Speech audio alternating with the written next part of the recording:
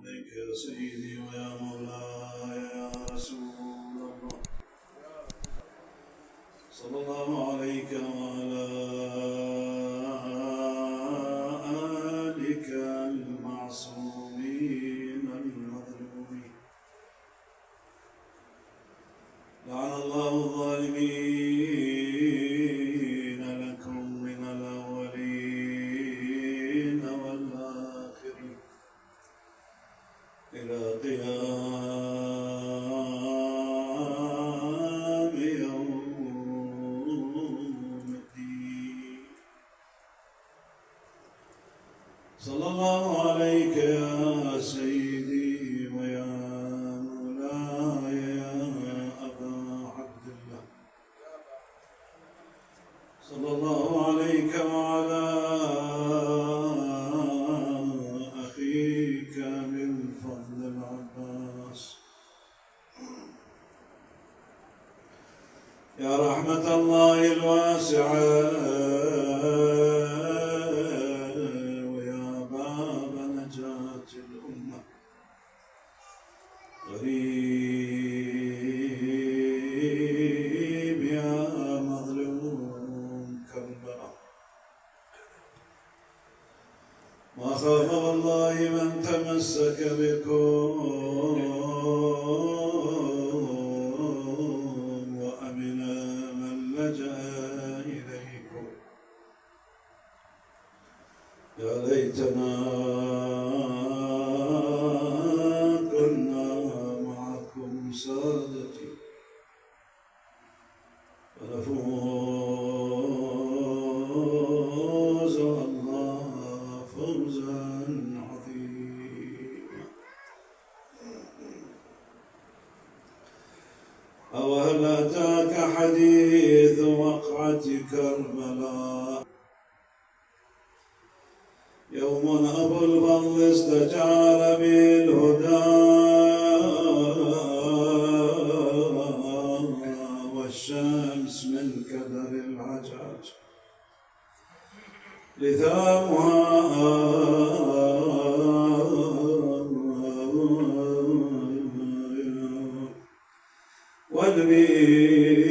والبيض فوق البيض تحسب وقعها زجل الرعود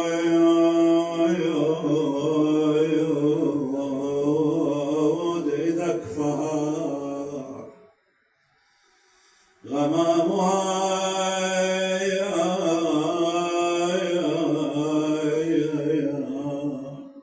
بطل أطل على العراق مجليا فعصوصبت زمرا هناك شآمها فكأنه صقر بأعلى جوها جلا فحلق ما هناك حمامها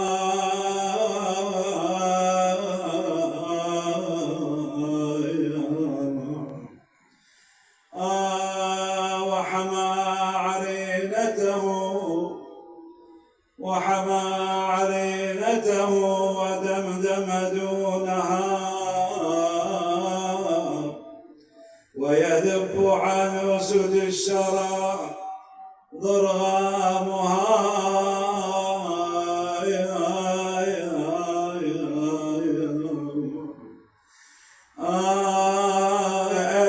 من فوق قائم سيفه قمقا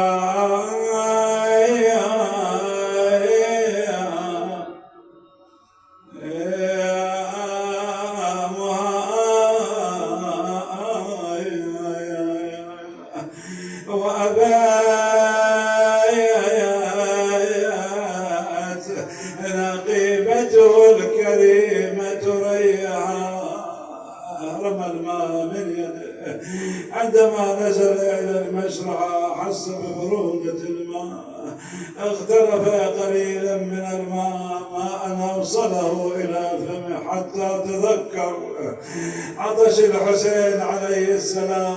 رمى الماء من يده وعبايات نقيبة الكريمة ريها وحشب فاطمة يشب ضرايا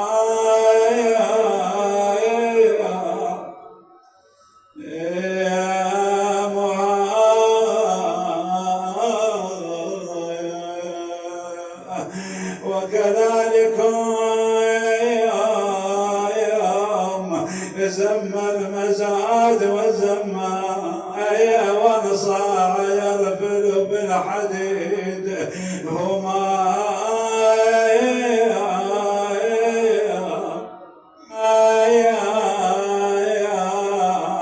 إذا وافى المخيم جلجليات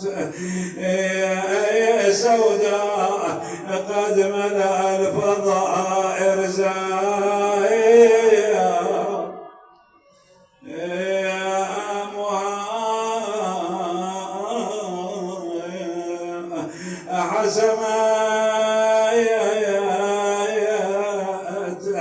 حسمت يد القضاء بمبرمين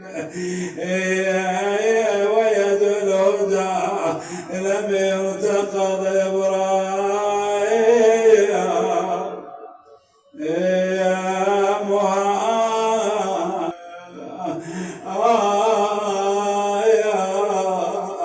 يا عباس حس عصيان يماياك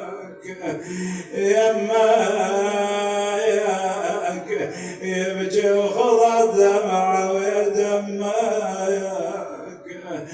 اخويا سكنت سكت الطفل باسمك ساعة ويجيب الماء عماياك يا ساعة ويجيب الماء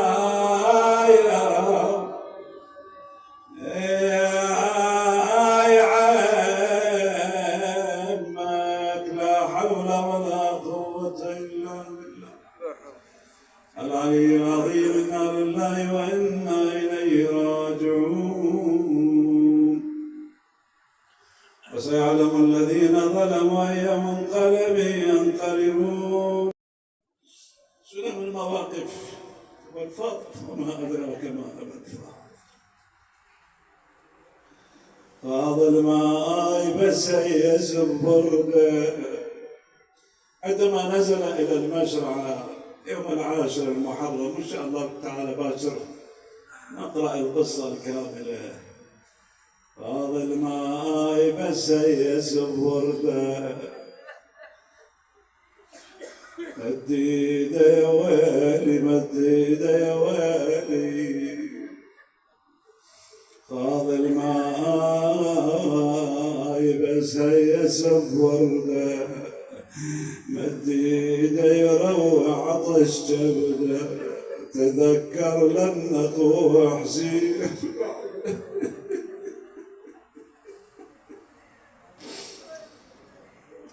ذب الماء من جفه وتحسى. يا حاج النفس يا نفس تهونين وكل الناس تغني فدوى الحسين. شلون اشرب وقلبه صار نصين. شلون اشرب اريدك وياي وهاي الابيات على لسان ابي الفضل العباس وانت محافظه هذه انشوده النصاري. شلون اشرب اخويا حسين عطشان وسكنة والحرام واطفال رضع وظن قلبي العلي ليلتها بنيرة وظن موتي قراب والعمر قصر. ثم أنه عليه السلام ملأ القرب وانطلق إلى جهة الخيام غير عابئ بالجيوش، فاقتطعوا عليه الطريق فأخذ يضرب بهم يمينا وشمالا غير مكترث بالصفوف، ولا راعته كثرتهم وجمعهم. وبينما هم يحاولون منعه وهو يتقدم نحو الخيام ومناديهم ينادي: لا تسمحون للعباس أن يوصل الماء إلى الحسين. فحالت جيوش عمر بن سعد بين الخيام وبين أبي الفار، وبينما هو يقاتلهم قتال الأبطال وقد عجزوا عن النيل منه والوقوف بوجهه، وإذا بلعين يكمن له وراء نخله. وبينما يمر أبو الفاضل من قرب تلك النخلة إذا بهذا اللعين يشهر سيفا: آجركم الله، ويضرب أبا الفاضل على يمينه. رحم الله من نادى وأعبس فتقطع كفه، فأخذ السيف بشماله غير مكترث بهم: والله إن قطعتم يميني إني أحامي أبدا عن ديني وعن إمام صادق اليقين. ثم أخذ يقاتلهم قتالا عسيرا، وبينما هو كذلك وإذا بلعين آخر يكمل له وراء نخلة: آجركم الله، ويضرب أبا الفاضل على يده اليسرى فيقطع يديه. عند ذلك يسقط السيف فيهم أبو الفضل العباس وقد احتضن اللواء بعرضيه حتى لا يسقط لواء الحسين، فأسرع باتجاه الخيمة يريد أن يوصل الماء إلى الخيام، فأتته السهام من كل جانب، فسهم أصاب صدره، وسهم أصاب عينه، وسهم أصاب الجود، فأريق الماء. عندها تحير أبو الفاضل، لا ماء فيوصله إلى الخيام، ولا لديه كفان فيقاتل بهما. وبينما هو كذلك إذ ضربه لعين على أم رأسه بعمود من حديد، ففلقها أمته وصاح: السلام عليك يا سيدي يا أبا عبد الله. ميز وقافع في العمر من ساسه، رايد ممات ولا غدور نوماسه، صافوا بعمود الضغائن راسه، طاحوا لدي السيد شباب الجنة. الإمام الحسين كان في الخيام، كان يحامي حارس على الخيام على بنات الرسالة، وبينما هو يرى اللواء قد سقط وقد وصله صوت أبي الفضل: أخي حسين عليك من السلام، وشلون حال حسين من صدر المعارف، وشاف العزيز مقطع يمينه ويساره، ودموم جرح العين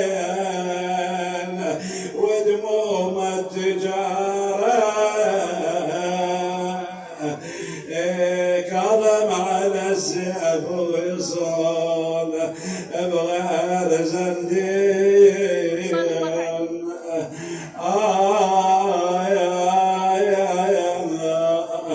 الحسين أسرع إلى أبي الفضل العباس، ولكن في الطريق الإمام جلى عنه الأعداء، ولكن انحنى أبو عبد الله نزل في الطريق، وإذا به يرفع شيئا من الأرض.